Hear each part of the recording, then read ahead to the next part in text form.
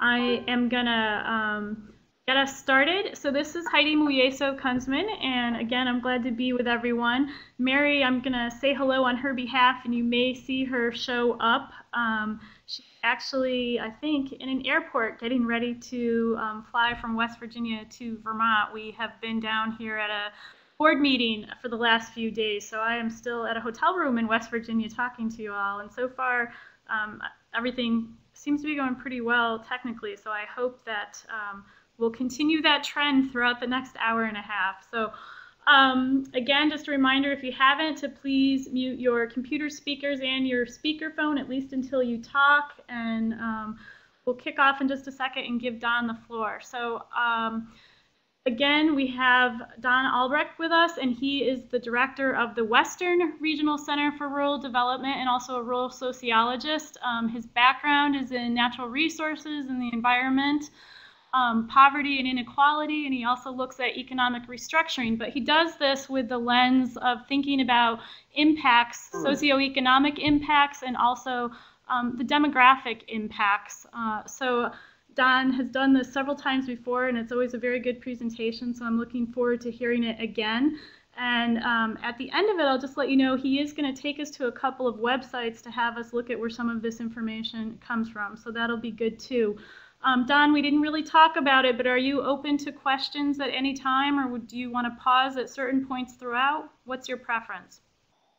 Hi, everybody. My preference is if people have a question, let's ask it while it's on your mind, and we will handle it right then. I found we often forget what the question was, so please, anytime something comes up, let's talk about it, okay? Okay, and so again, if you just raise your hand, I'll verbally call on you. I won't use the pointer online. I think it's just faster to do it that way. So I'll call on you, and we'll take a few questions. And so with that, I am going to turn it over to Don, and I think we should get started.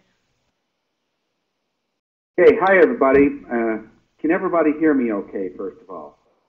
And just drop that in the chat box, guys. I think so. I can certainly hear you well on this end. Okay. This is Don Albrecht. I'm talking to you from sunny Logan, Utah, on the campus of Utah State University today. And our topic today is demographics. Now the question is, why is this important to us in talking about community and economics? I had a colleague say that demography is destiny, that population trends tell us a great deal about what is going on with the community, its health and vitality. Just a couple of examples. If your community is growing, that means residents have good employment and they enjoy living there. If your community is declining, it probably tells us the opposite. And more important, I think, is that by looking at demography, we can talk about who our clients are and how this is going to change in the future. And things have changed dramatically in the last couple of decades, and they will continue to do it. And so we will talk about that today as well. So my goals are twofold. Number one is to help you understand some of the major demographic trends that are occurring in our nation, how they vary from region to region. And then secondly, at the end, I'm going to show you where you can find some information about your community so that you can go out and get this information on your own when you need to. So when we talk about the first aspect of my presentation about the components of the population, we're going to talk about two parts of that. First of all is overall population trends, and we're going to talk about changes in the composition of the population. I'm hearing a bit of an echo. Is that me? I'm not getting it on this end, Don. Okay. All right. I will. We will go forward, and I'll be okay. If anybody else is getting it, let us know, and we'll try to work through it. Don? Yeah, this is Bill, and I'm hearing a little bit of it at times. It almost seems like someone still has their mute off or whatever. It's they're hearing the computer through it or something. Not sure. Okay, so again, everybody, please, if you haven't, double check and make sure that your computer speakers are muted. Okay, Don, go ahead. Okay, thank you. All right. Question number one, overall population trends. If you look at your community, your United States as a whole, the trends in population is a function of three major factors. Number one is fertility, and that is the number of babies being born. And that varies tremendously over time. If you will look at how many children you or your children have and compared to how many your parents and grandparents have, it has changed quite significantly over time. The second component of population trend is mortality, that is death rate. And again, that's changed dramatically. We've had a significant decline in infant mortality rate, and people on average live far longer than they used to. And that has a big effect on population trends. And then most important of all is migration. And what that is the number of people moving into your community compared to the number of people moving away from your community. And that has a bigger effect in the shorter term than either of the other two components. So let's look at some figures on overall population trends. This shows population trends from 1900 to 2008. Basically, in 100 years, the population of the United States increased fourfold. So by 2000, there were 4 times as many people living in the United States as there was 100 years earlier. And this shows us the numerical increase by decade. And what this shows us is that during the 1990s, we had the biggest numerical increase of any decade in the past century. And by the way, on the 2010 census that you all filled out, when that date is released, we'll update all of this. But most of the increase in the 1990s was a result of immigration. It was people moving into this country. The decade that had the second biggest increase was the 1950s. And the reason for the big increase there was fertility. That was the baby boom. That's when lots and lots of babies were born. I am a part of the baby boom, and I would guess that a number of those who are with us today are part of the baby boom as well. So the 1950s, it was fertility. The 1990s was immigration leading to increases. So despite the fact that the population of the United States appears to be growing quite rapidly, what we see in this graph is that other parts of the world are growing even more rapidly. Consequently, the proportion of the population that lives in the United States and the other developed countries in the world, Western Europe and some of those countries, is steadily declining. In 1950, over 30% of the population of the world lived in the U.S. and other developed countries. The U.S. had 6%. By 2000, this was less than 20%. There's been rapid growth in Asia and Africa, especially, and in Latin American countries. And so the U.S. share has been going steadily downward. This graph divides the United States into its 4 regions and look at population trends by region. And what you will see here is that the proportion of the population that was living in the Midwest and the Northeast is steadily declining. In comparison, the proportion of the population living in the South and the West has been increasing. In 1900, over 62% of the population lived in the Midwest and the Northeast, and by 2000, the percent of the population living in those 2 regions had declined to 42%. So The south and the west are the areas that are growing the most rapidly. Now this graph shows us, this is between 1980 and 2006. This is the 11 fastest growing states percentage-wise in the United States. And this ties back to what we were talking about before. 8 of the 11 fastest growing states were in the west. Nevada had by far the most rapid population growth, followed by Arizona.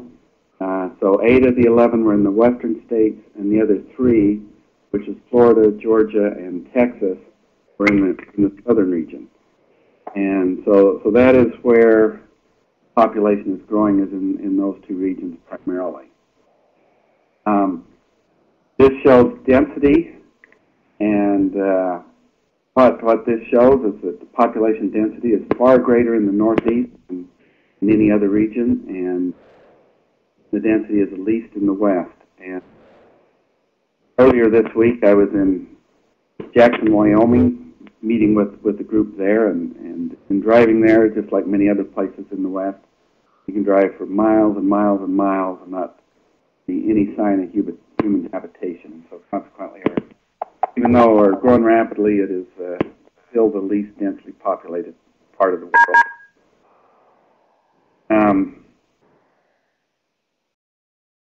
Okay, now this graph shows population trends from 1990 to 2000. And the yellow means decline. And so if you look carefully, what you see is mainly you take a trip down the middle of the country, down through starting up in the Dakotas and the eastern part of Montana, down through Nebraska, Kansas, western Oklahoma, and the Texas Panhandle area. That part of the country has been losing population, and this has been going on for decades. And the purple color is where the growth is most rapid. So you can see parts of the south and parts of the west that are growing rapidly. This is the early part of this century, and you can see the same trends are continuing. This time, the purple means declining and the green means growing. The same thing. We got a strip down through the middle of the country, down through the plains area that is declining. On the East Coast and the South and the West, there's quite a bit of population growth. Okay. Any questions by anybody so far? As you look at your region of the country, you can largely see what's going on in those areas. One of the major factors going on in recent years is that this one isn't showing up very well. Let me try the next. Anyway, in recent years, the best predictor of population growth or decline has been amenities. People are more free to live where they want and still be connected to the world, and so it is areas of the country with good weather or pretty scenery or lakefront or seashore or those kinds of things.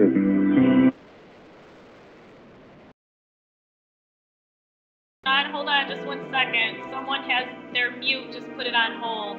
I think it's... Yeah, it's okay. Just hold on 1 second.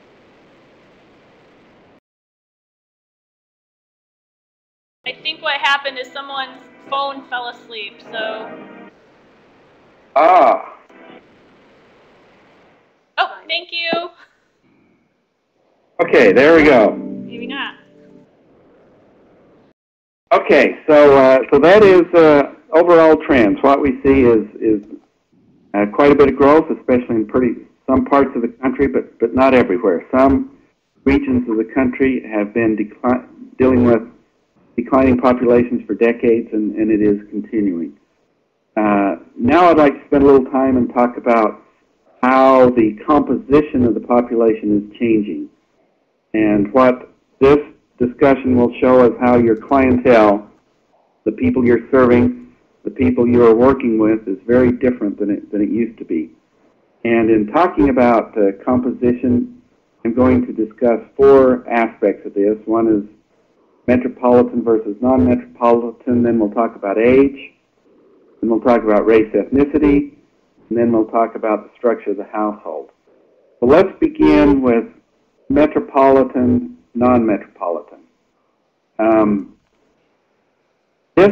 This graph here shows that the non-metropolitan population has stayed fairly consistent with kind of a gradual decline.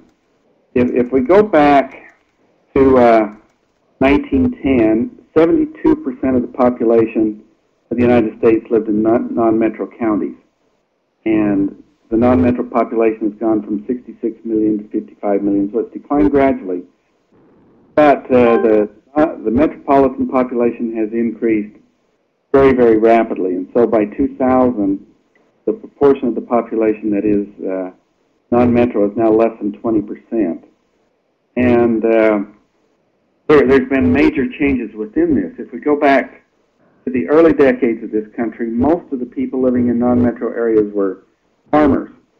And now less than 5% of even people living in non-metro or rural areas of this country live on the farm.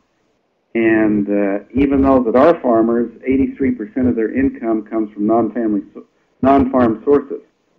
So increasingly, we're becoming a metropolitan, an urbanized nation, and fewer people are dependent on farming, in particular, or other of the natural resource industries. Even people in rural areas are less dependent, much less dependent than in the past. So what that means is increasingly, as we look at our clientele and develop programs, more and more of the people live in urban areas, and more of the people that we're serving have jobs that are not in agriculture and the resource kind of industries. Okay, this graph shows that the proportion of the population that is metro is highest in the Northeast, and even though we saw a minute ago that the West has the least density, it is also very urbanized. So we out here in the West, a large percent of the people live in our large cities, and then we drive miles and miles of nothing.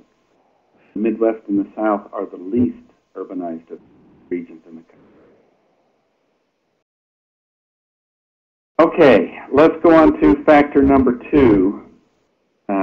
So that is metro, non-metro. Factor number 2, let's talk about is age. And what we can see in this graph shows it clearly is that the population is getting older and older.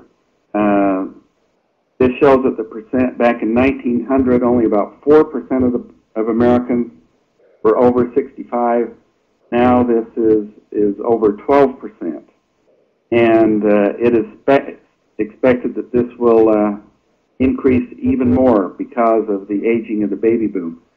Like I talked to you earlier, baby boom is generally considered those people who were born right after World War II from 1946 up until about 1960.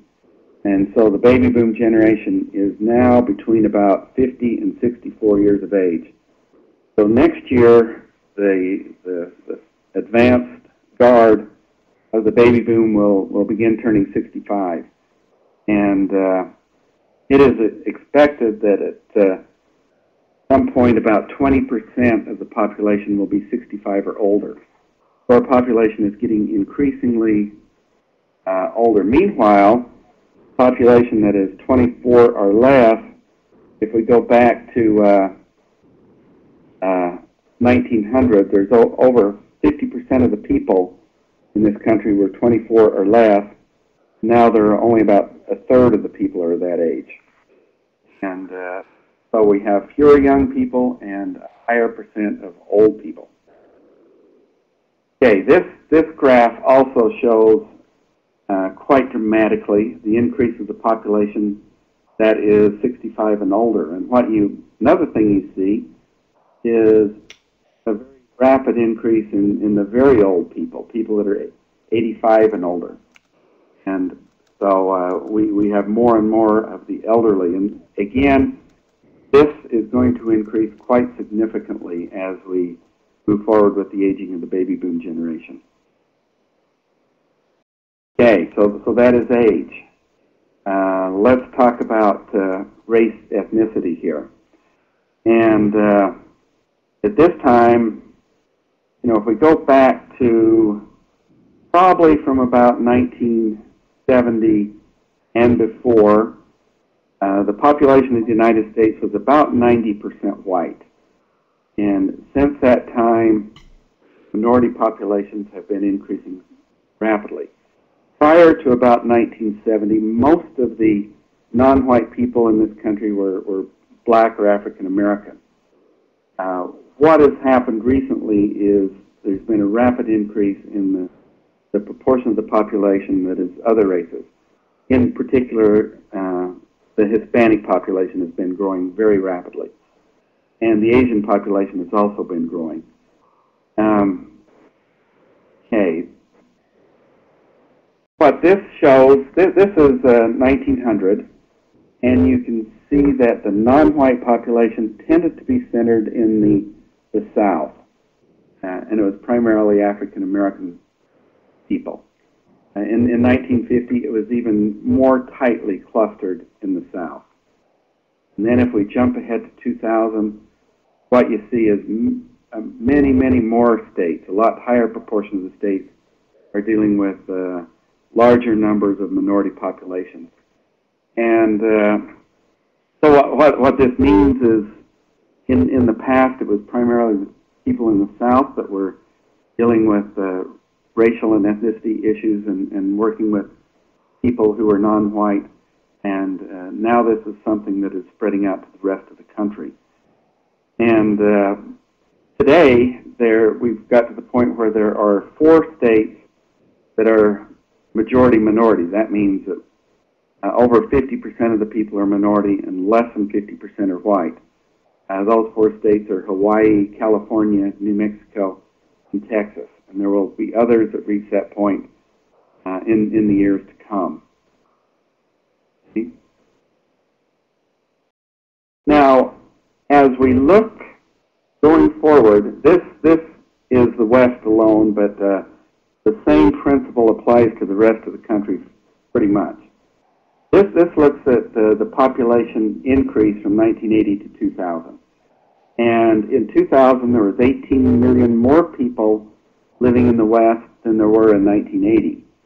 And 50% of the increase was Hispanic. Okay, so there were 9 million more Hispanic people in the West in 2000 than there were in 1980. Only 27% of the increase was white, 16% was Asian, and so most of our population increase is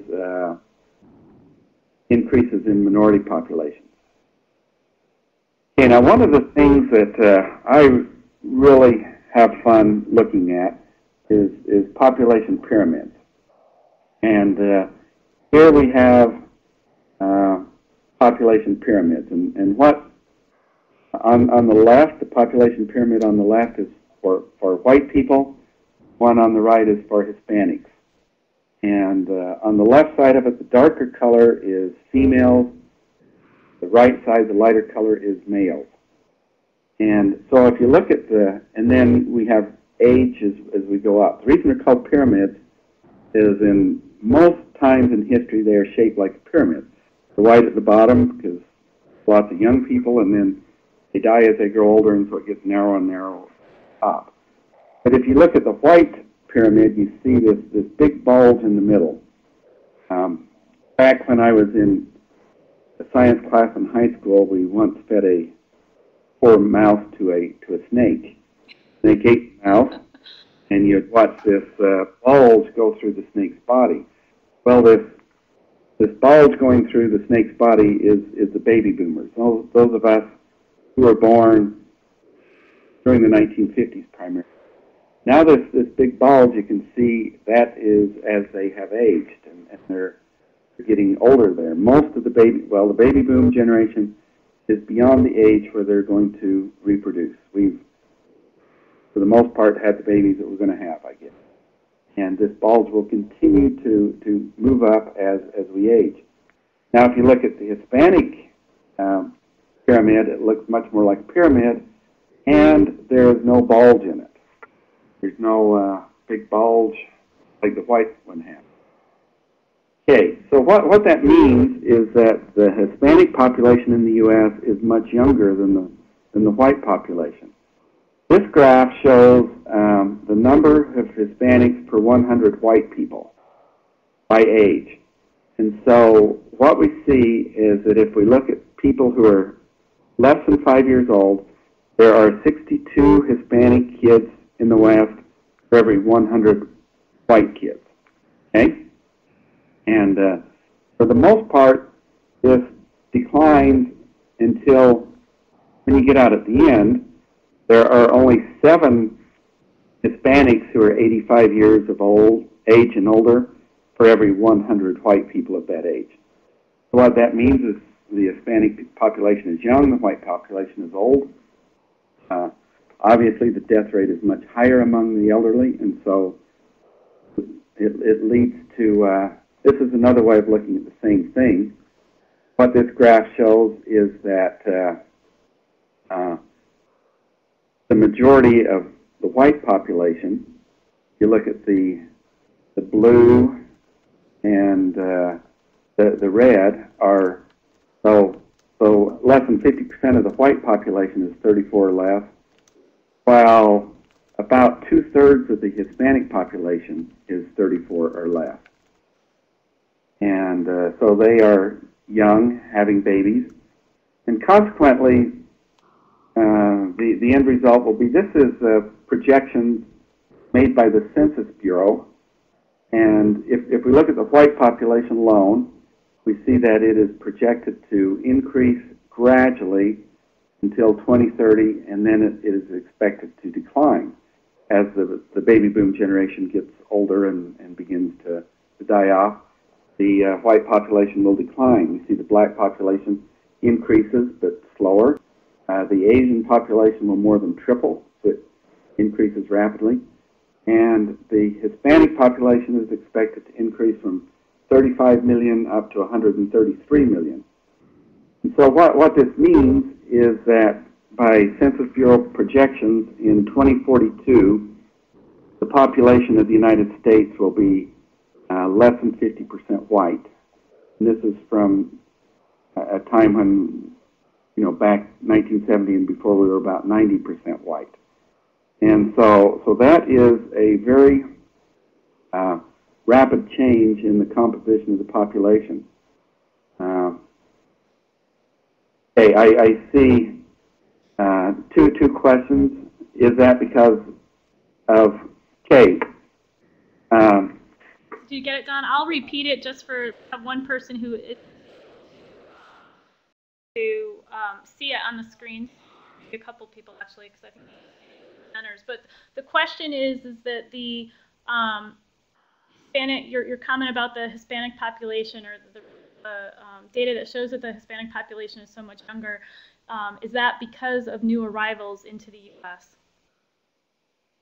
Okay, it's primarily because of new arrivals, but it's a factor of two functions. Number one, new arrivals, and those people who come to this country tend to be young. 70-year-olds don't tend to migrate here. It tends to be young people looking for employment. And then those Hispanics and ones that are already here, because they're young, they're having more babies. And so their birth rate is significantly higher. I hope that answers the question. And I would just ask us to pause just for a sec, Don, to see if anybody else wants to ask any questions about this or any of the other trends that Don has pointed to in the last few slides, or make any comments about how this might be playing out in your communities and in your community development work.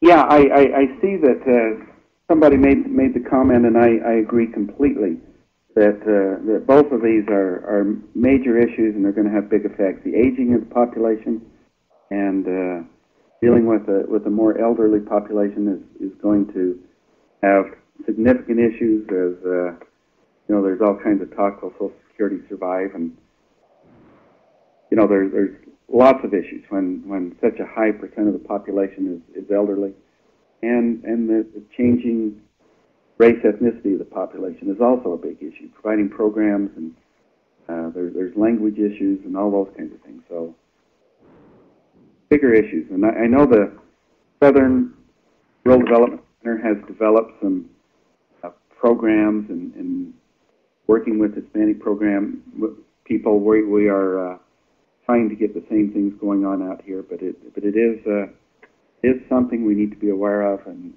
deal with accordingly. Any other questions? Yeah, I don't see any others, so to move on. But you guys seem very quiet out there today, so I just want to remind you to, please feel free to plug away at those questions. Yeah, a comment just came up about with the increase of Hispanics, the concern lies with poor staffing. I agree completely that a lot of, you look at extension personnel that a lot of times there's not a lot of Hispanic workers there that can help and understand and help deal with the issues that are going to arise. So very good point. Appreciate that. All right, let's move on. Let's talk about issue number 3. Don, we had one more, if you can hold on. Hey. Because it is still slides related. Oh, got it. Okay. And the question is there any indication if the Hispanic population is settling in rural or urban areas or both? The increase of minority populations is greater in urban areas than in rural areas. Right now, about 85% of the non-metro or rural population is white, and only about 65 or less % of the urban population is white. So minority populations are moving more to urban areas than largely because that's where more of the jobs are. So good question. And I didn't mean to call extension people poor. They're wonderful people. So if I said that, I apologize. But anyway, any other questions? Good points everybody is raising. Thanks. All right. So actually, let's move on to issue number 4 when we're talking about composition of the population, and that is household structure. Okay. So this graph that is up here now looks at households by size. Now, if we go back to 1900, you can see that 44.7% of the households had 5 or more people in them. Okay? Then if we follow that across, 100 years later, only 10.8% of the households had 5 people or less. In the meantime, in 1900, only 5% of the households had 1 person, and only 15% had 2 people. And so then we moved that forward, and in 2000, we have over a quarter of the households have only 1 person in it, and another third of them have only 2 people. So household size is getting much, much smaller, as you can see. Let me define a couple of census terms here for you, so what we talked about in the next minute makes sense. The census defines a household as any place where people live. Okay, so if it's a roommate, a dorm of college roommates, that would be a household. If it's me and my wife and our empty nest, there's just the 2 of us, that would be our household. If it's a single person living alone, that is a household. And then in comparison, they also use the term family. And a family consists of 2 or more people who are related by birth or marriage. So my wife and I would be a family household because the 2 of us live in a home. If it is a single mom and her kids, that would be a family household because they're related by birth. If it's a husband and wife and their kids, that would be a family household. College roommates would be a non-family household, or a single person living alone would be a non-family household. So Okay.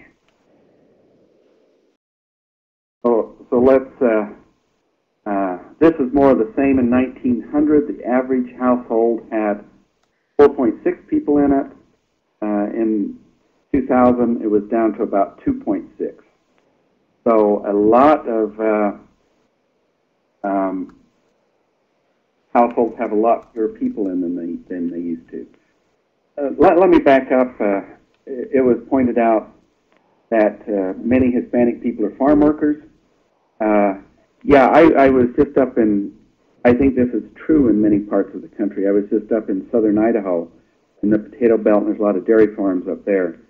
And a lot of Hispanic people have moved there and work in the ag industry. I was in the Central Valley of California a month or so ago, and there are communities there that are near 100% Hispanic working in agricultural areas. And so I think in the big ag areas we're seeing this.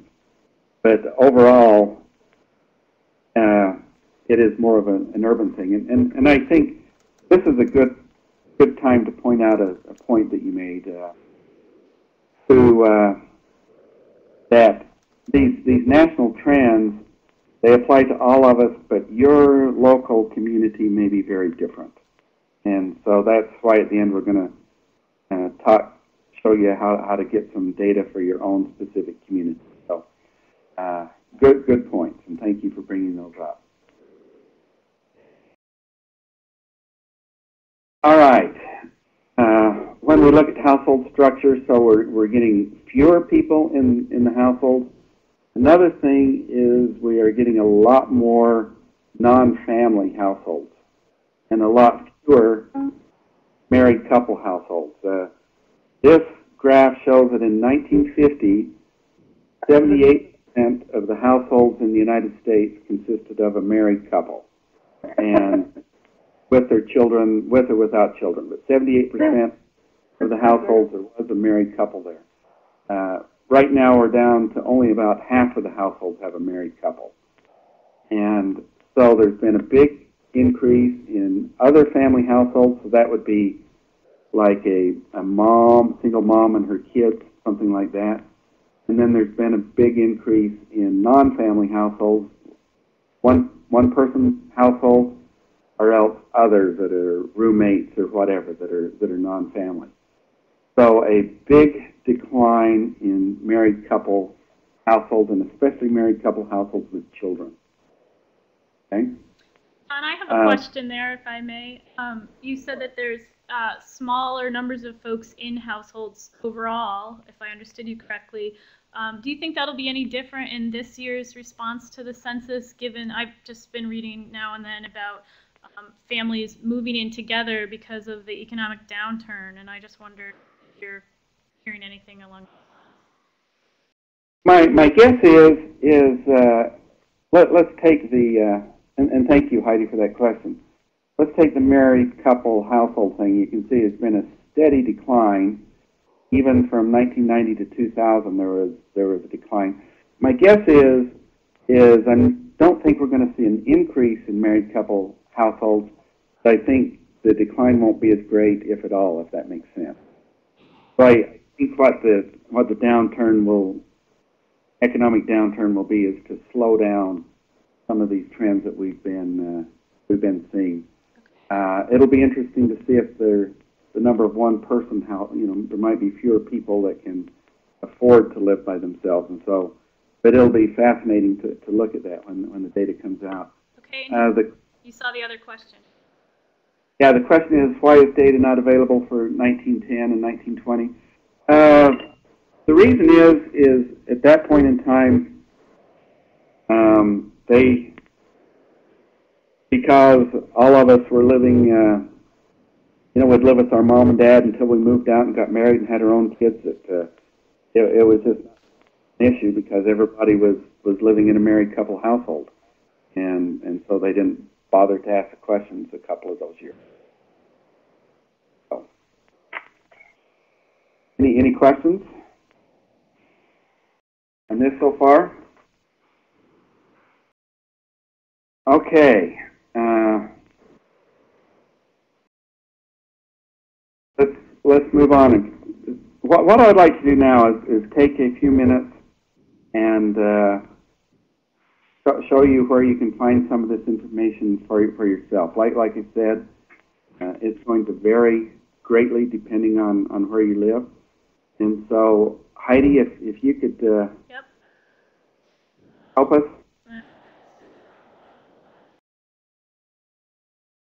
Okay, let's see if we can. Heidi and I were working on how I could run it from here, and we can't get that, so Heidi's going to run the show from there. I'll tell her where to go. So, everyone, the way this should work is we should be taking us to my computer screen, where we have a couple of websites that we're going to bring up for you.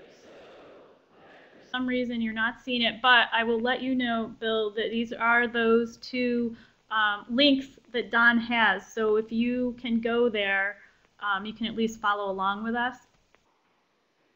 Okay, is everybody seeing a screen with the U.S. Census Bureau?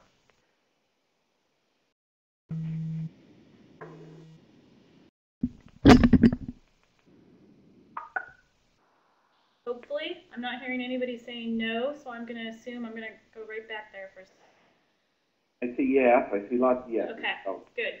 Good, good. Okay, Don, you tell me where you want me to be at, and you should be able to see my pointer, hopefully, directing us there. And I can't look at this at the same time. I don't have both up, that I see your chat thing. So if you have questions, I'm going to ask everybody to just kind of patiently work with each other. And if you do have a question, turn off your mute and ask it without me calling on you for a comment. But we'll just try to work without seeing each other, raise their hands or whatever. Go ahead, Don.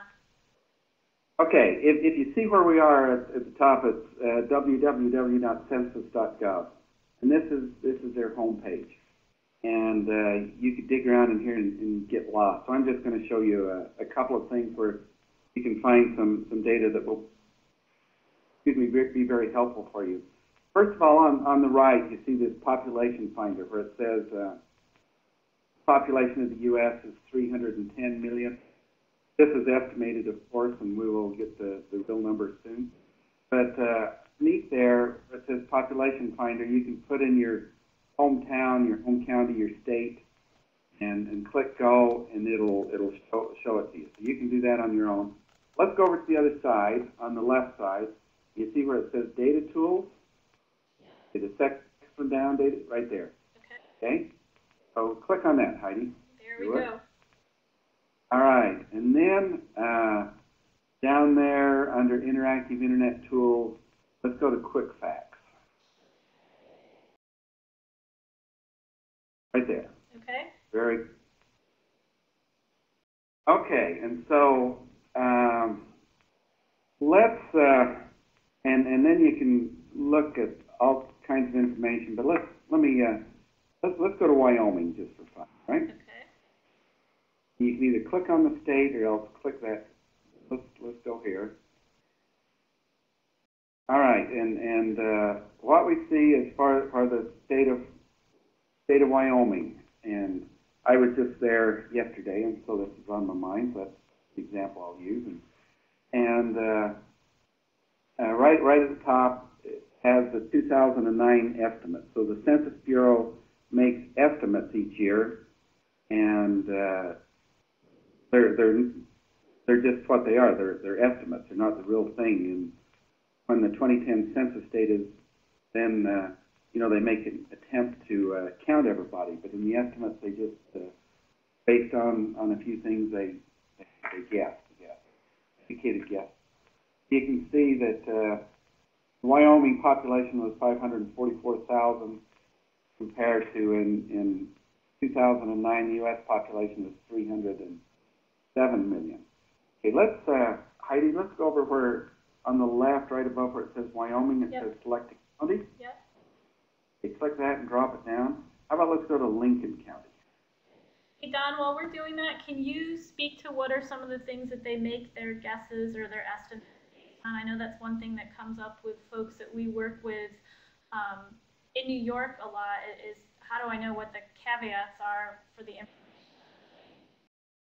Okay, the estimates are based on, they keep track of birth and death and school enrollment and those kinds of things, attachments onto utility hookups, those kinds of things. So they have their finger on a number of factors, and if they can see that the number of kids enrolled in school is increasing, you know, they have a pretty good guess of who is there and how old they are, how many babies are born, and so they know how many kids to expect in school, and if there's more than that, then they immigration. But from those, they can make their guess.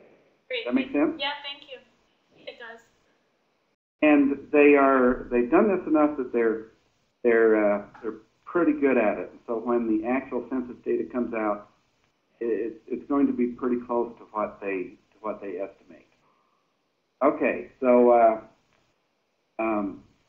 we went to Lincoln County, Wyoming, and those of you who are familiar with Wyoming, this is Star Valley on the far western edge of Wyoming. You know, borders onto Idaho. But you can, what this tells us is that the 2009 estimate for Lincoln County is almost 17,000. That's a 16% increase from 2000. You can see the 2000 census estimated their population of 14,000. But then it has the age distribution there. You can see that 48.6% of the people in Lincoln County are female. 97.6% are white. And so if we go on down, we can see, it estimates that 88% are high school graduates, 17% are college graduates. It has people per household, per capita income.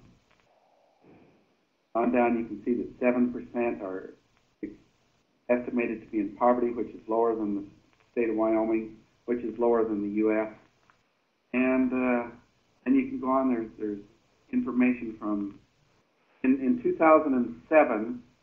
The Census Bureau does a business survey and an agricultural survey, so they have information from those information that they don't have updated in 2009. They're just based on the 2007. Then they have some geographic information about how big Lincoln County is and number of people per square mile and whether it's metro or non-metro. So there's all kinds of information about your county. And then, Heidi, if we go back up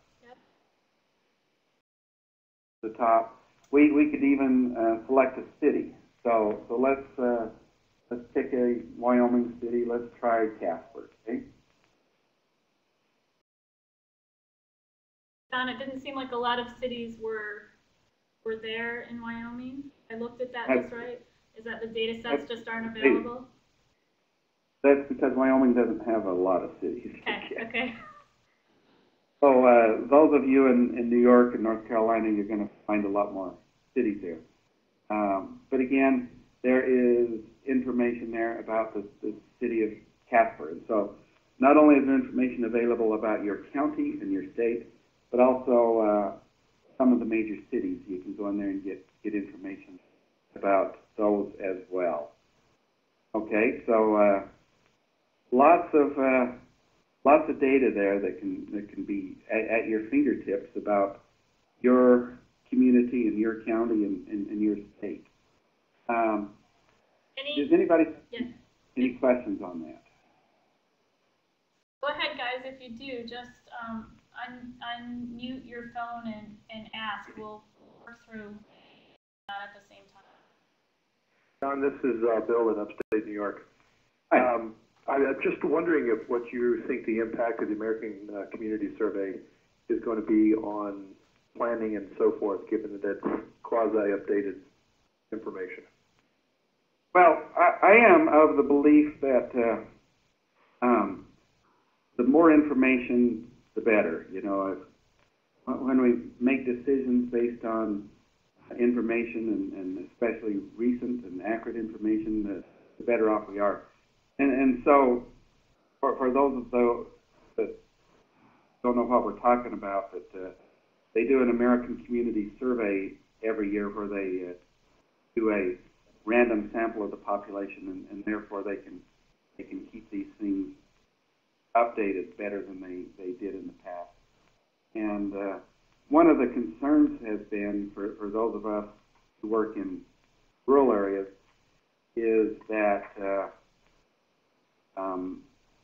you know, if you're in the cities and the state level, it's pretty good, but it's hard to know how accurate those are for small towns, and we have to get several years together and that kind of stuff.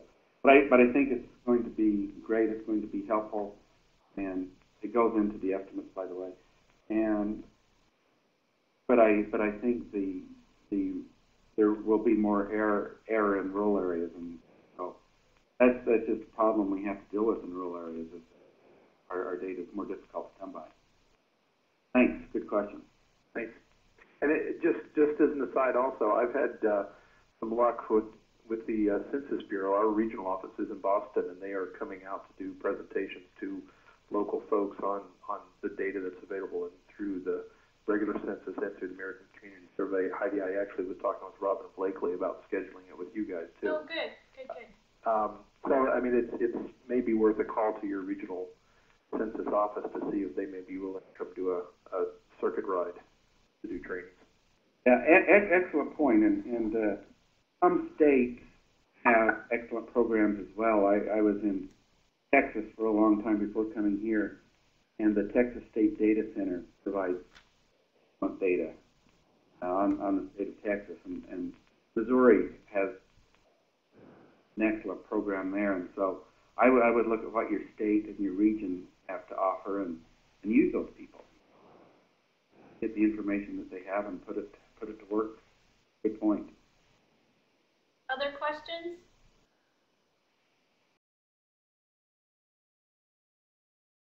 Okay, Heidi, if you could help me go to one more website. Sure.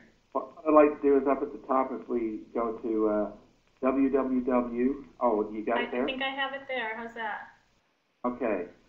Now, unless you live in the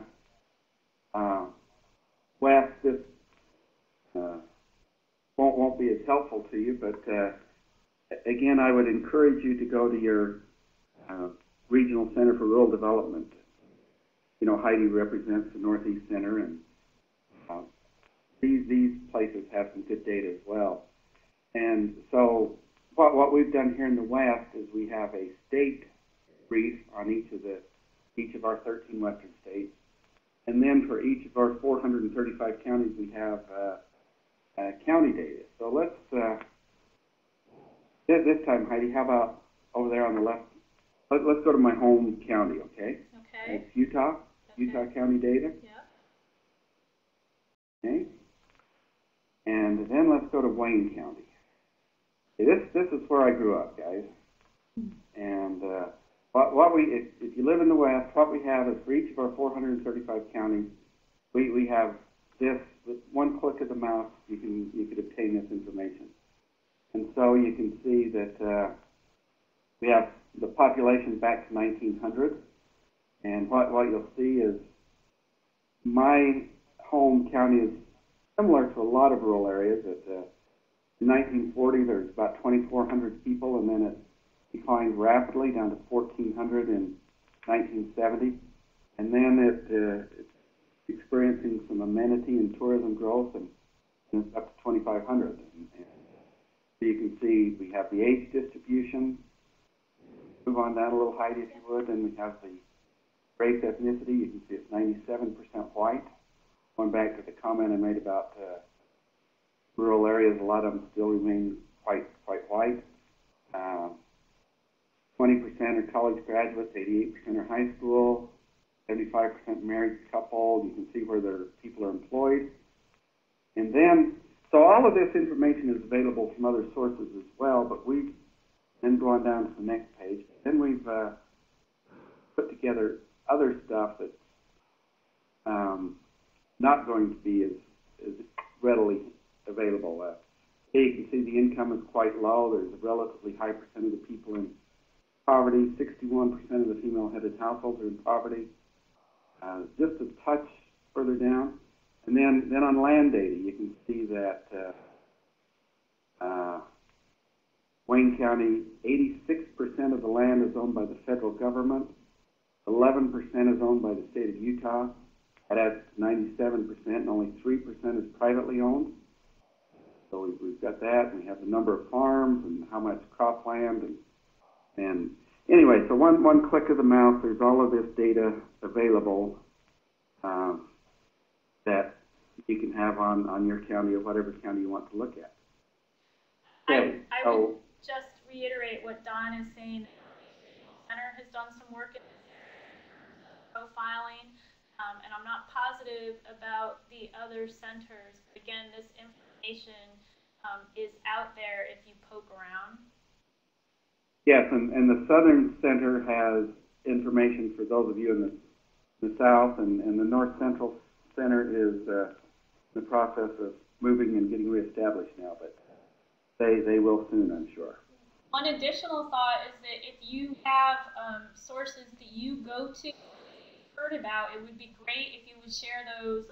You can type them in now if you have them off the top of your head, but if you post them in the Moodle site, I think that information would be very useful for us to share with each other. Yeah, very, very, very true. Okay. Yeah, Kelly, I guess we got your question answered. This is a lot of the information we got from the census, others we got from other sources, and we're the ones that have put it together there. So, and we will update this as new data becomes available. Okay, that is all the information I have. So I'm open to questions. Anybody else want to share any information and thoughts here? And if you do have questions, I'm going to defer to Don to check them out on the site. I'm going to leave this page open so you have a big view of the data. If you want me to go back to anything that we've looked at or have questions, let us type it in the chat box, or again, feel free to come on through the phone. Remember to unmute it and then remute it.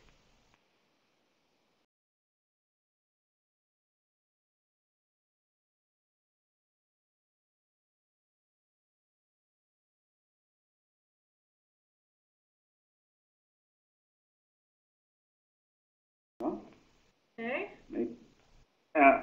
Also, Heidi, if you go back to my last, on the original presentation, my last screen. Yep. Stop sharing this. I'm going to get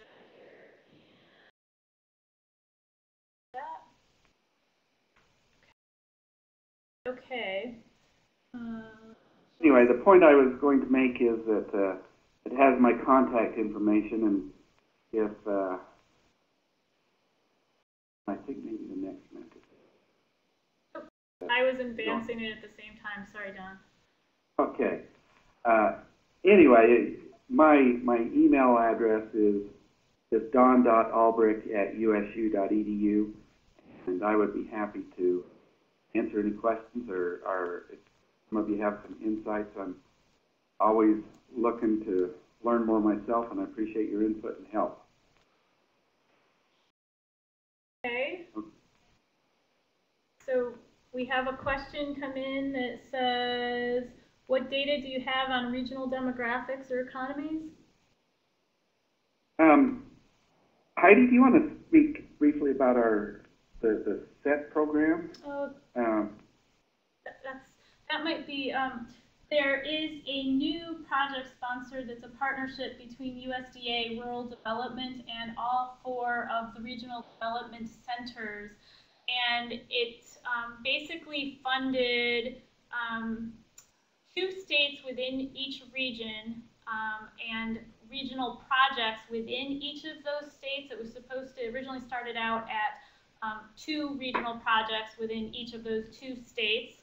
But then some states were actually awarded funds for several regional projects. But in any case, the whole idea was to bring, the regions had to submit an application to a USDA team, and it was both the USDA team and these other partners, the centers and extension educators within those states, and it was to pursue a regional development project. So it was basically a multi-county region, and the whole idea is that these centers would work with them to do some of the regional analysis that they're looking at to kind of explore what makes sense in terms of regional economic development opportunities. There might be some cluster areas, and then to actually help kind of facilitate a process, understand the process, and work through that process of pursuing goals related to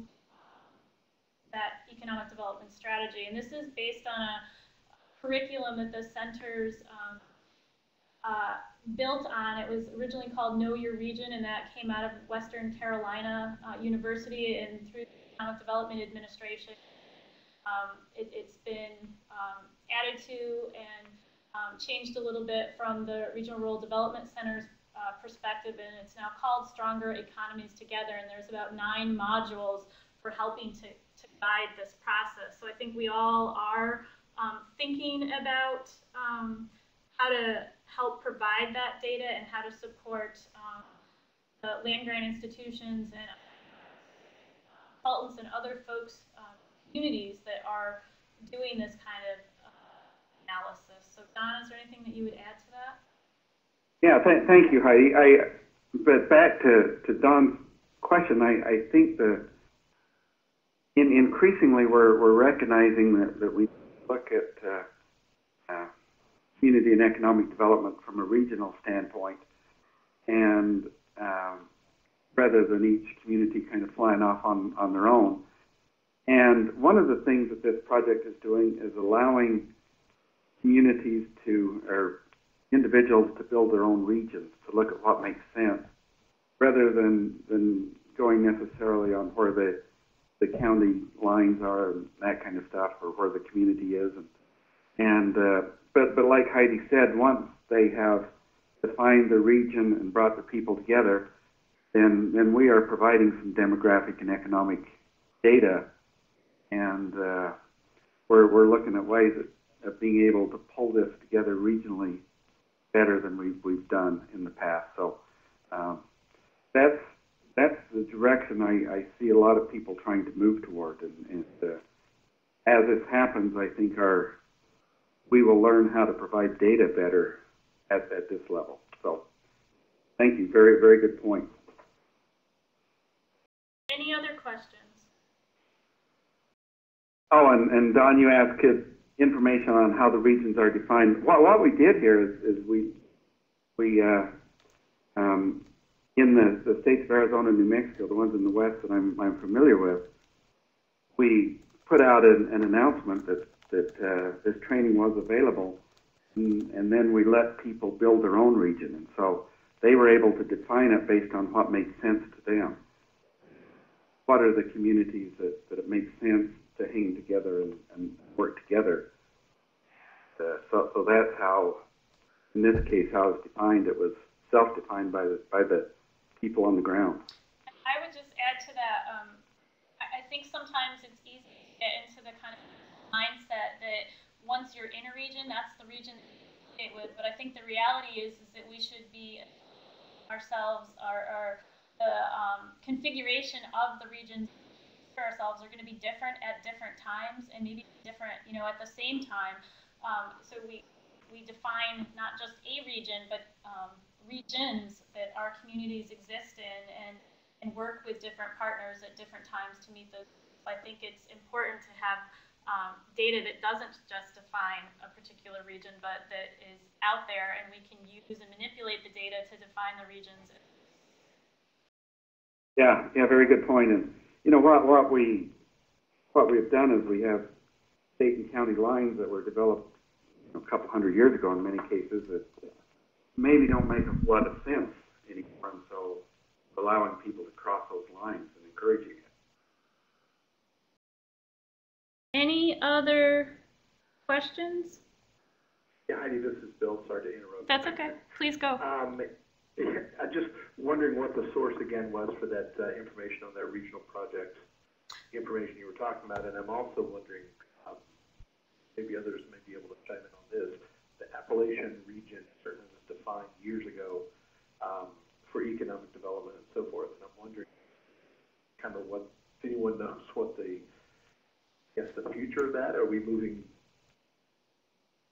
I guess, is there less funding, more funding? Do we have any sense of where that was a defined region, where we're headed with that? Yeah, I do not know. I'm not up on, as far as I know, that's kind of going to be continuing that source of funding. And you should correct me, Bill, because I'm not, I know a little bit about the Appalachian Regional Commission, but it's basically federal funding that is targeted to support this region. And, you know, as far as I know, that's kind of continuing on. But back to the other part of your question, what was it? Just remind me.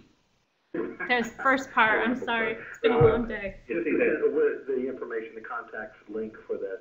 Oh, right. That. Okay. So So what I just wrote myself a note. I'll post that information in Moodle. Each of the different regions in the 4 regional rural development centers kind of have an overview, and these are really just getting off the ground. So in terms of any one location having very much information, but I can certainly point you to resources that just, you know, provide an overview on the project at this point. This is really just kicking off the ground. So that would be perfect. Thank you.